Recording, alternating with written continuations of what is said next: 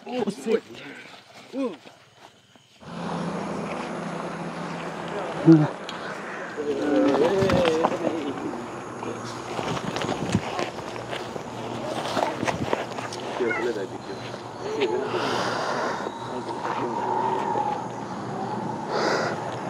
बोरा ल बोरा दिन त उफ बोरा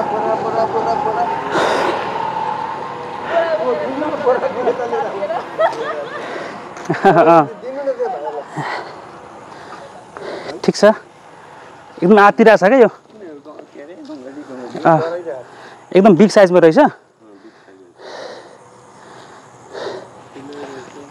ठिक छ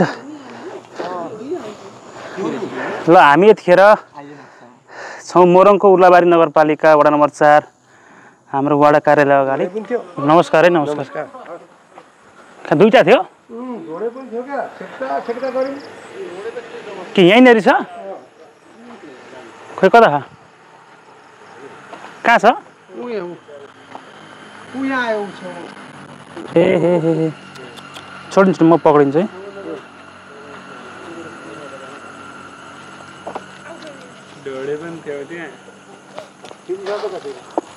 छिर्दैन छिरेर कहाँ जान्छ र ओहो एकदम बिग साइजमा रहेछ यार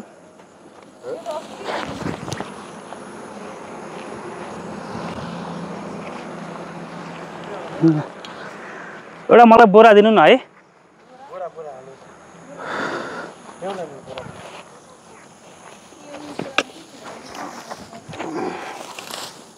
कम्ती डर पक्रिन्छ फेरि चुच्किन्छ तर त्यो जबरजस्ती गर भने त आम्मा कस्तो टाइट गरे फेरि हामीमा धेरै डर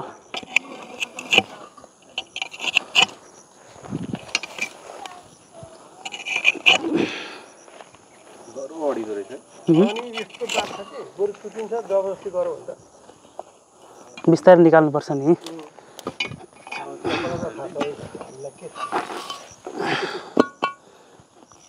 एउटा बोरा चाहिँ दिनु मलाई ल प्लिज अलिक राम्रो पालहरू नभएको बोरा दिनु ल एकदमै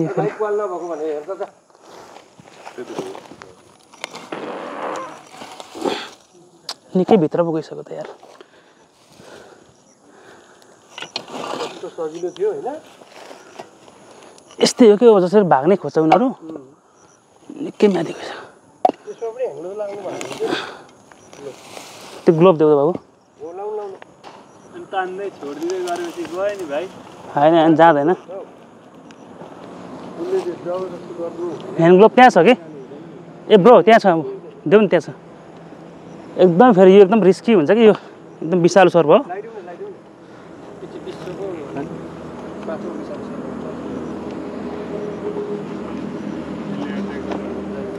त्यस्तो एट्याक त गरि त हाल्दैन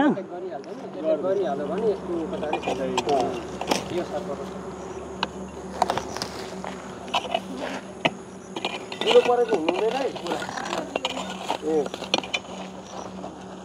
त्यसलाई आरसी बेला जा त आरसी बेला लिएर आइज त जानु जा आरसी बेला लिएर आइज यसलाई हेर केटाकेटी हेर सर्प देखेको छोरी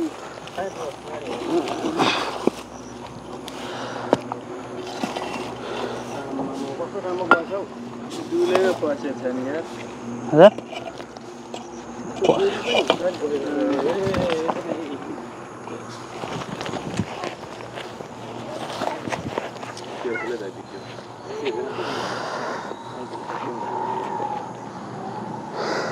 ल बोरा ल बोरा दिन त उफ बोरा बोरा बोरा बोरा बोरा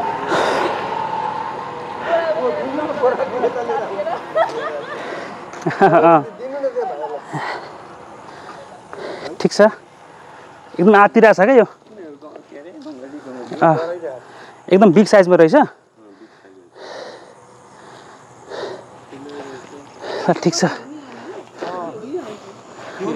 ल हामी यतिखेर छौँ मोरङको उर्लाबारी नगरपालिका वडा नम्बर 4 हाम्रो वडा कार्यालय अगाडि जहाँ चाहिँ हाम्रो दाइ अनन्त पोखरेल दाइले चाहिँ सर्प निक्ल्यो उद्धार गरिदिनु पर्यो भनेर रिक्वेस्ट गर्नुभयो। त्यहाँ तलतिर एउटा सर्प उद्धार गर्न गएको थियौँ, त्यहाँ चाहिँ फेरि सर्प भागिसकेको रहेछ कि। ठ्याक्कै उहाँ दाइले फोन गर्नुभयो अनि हामी तुरुन्तै आएर यहाँ रेस्क्यु गर्न आउँदाखेरि चाहिँ एकदमै विषालु सर्प, एकदम बिग साइजमा पनि रहेछ।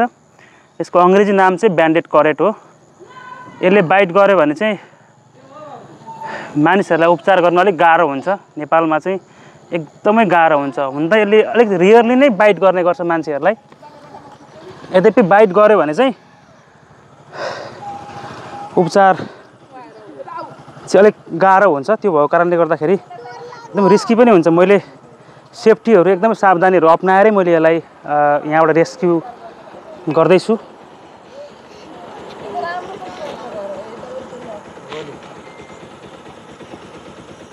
एकदम बिग साइजमै रहेछ यो। प्रायः जस्तो यो सर्प चाहिँ तपाईँको अझै बर्खा लागेपछि त भेटिने हो कि। रातिको समयमा एकदमै धेरै एक्टिभ हुने सर्प चाहिँ हो फेरि यो। यो चाहिँ करेट प्रजातिको हो। ठिक छ, ओके। लाइट चाहिँ त देखाउँ न है प्लिज। हुन्छ, त्यहाँ बोरा यहाँ राखिदिनु न ल। ठिक छ, यहाँ राखिदिनु। अर्को अलिक बाक्लो खालको बोरा थिएन?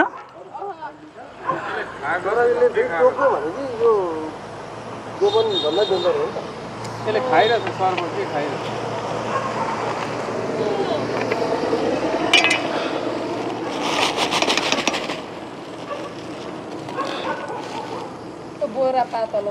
पातलो भयो कि। अलिक बाक्लो बोरा दिनु भनेको थिएँ मैले। केही छैन, अर्को यसमा माथि कभर गर्दा भइहाल्छ कि। कभर गर्दा भइहाल्छ। साह्रै गल्यो अब यो गर्मीमा है। सबैजना सुत्या हुन्छ, म चाहिँ रातभरि सर्वसम्मत नै हिँडेको छु। ठिक छ, धेरै राम्रो कुरा हो। हामी पनि गर्मीमै भएर यो नाला खोलिमात्र उसले खोल्यो कि। ए ल, उता एकछिन भइहाल्छ।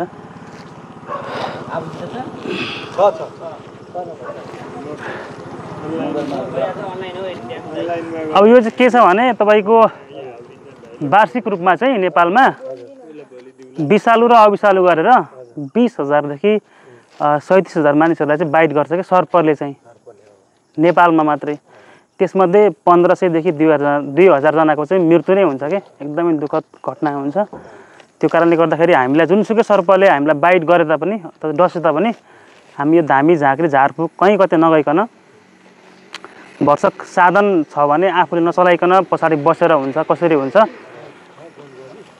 हामी उपचार केन्द्र, सर्पदंश उपचार केन्द्रमा गयो भने चाहिँ हाम्रो उपचार सम्भव हुन्छ कि। सम्भव हुन सक्छ होइन। अब उपचारै केन्द्रै पुगेर पनि कतिको मृत्यु चाहिँ भइरहेको हुन्छ। तर हामीले अरू एनदर वे खोज्यो भने चाहिँ हाम्रो डेथ निश्चित हो। हामी त्यो झारफुक धामी झाँक्री वैद्य के भन्छ नि त्यतातिर जानु भएन, किनकि नगरपालिकाभित्र पनि सर्पदंश उपचार केन्द्रहरू जहाँ चाहिँ निःशुल्क रूपमा गरिन्छ होइन।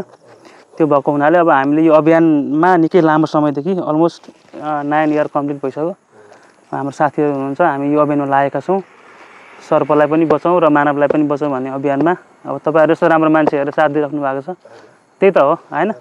अब यसलाई तपाईँहरूलाई डर थियो नि त एक खालको। अब यहाँबाट यसलाई रेस्क्यु गरेर रिलिज गरिसके पछाडि त अब त्यो एउटा डर भएन नि त। उसले पनि नयाँ जीवन पायो। अब हामी मानवलाई पनि डर भएन। हो, यही नै चाहिएको हामीलाई खास गरी चाहिँ। ओके ल, मलाई डोरी दिनु न, यहाँ बाँध्न पर्यो यसलाई। यसलाई चाहिँ अब ठ्याक्कै एक्ज्याक्ट यहाँ लगिन्छ भनेर चाहिँ म तपाईँहरूलाई भन्दिनँ, तर कुनै उसलाई सेफ ठाउँमा जहाँ चाहिँ उसले आनन्दसँग बस्न पाउँछ त्यहाँ लगेर छोडिन्छ, मान्छेलाई पनि डर नहुने ठाउँमा। अर्को पनि थियो क्या, अर्को भेडिया पनि थियो। यसलाई त हामीले लगभग 1 घन्टा भयो छेकेको क्या। फेरि यो चाहिँ एकदमै बिग साइजमा हो कि। 9811 सबभन्दा नेपालको खतरा चाहिँ चितवन होला हौ।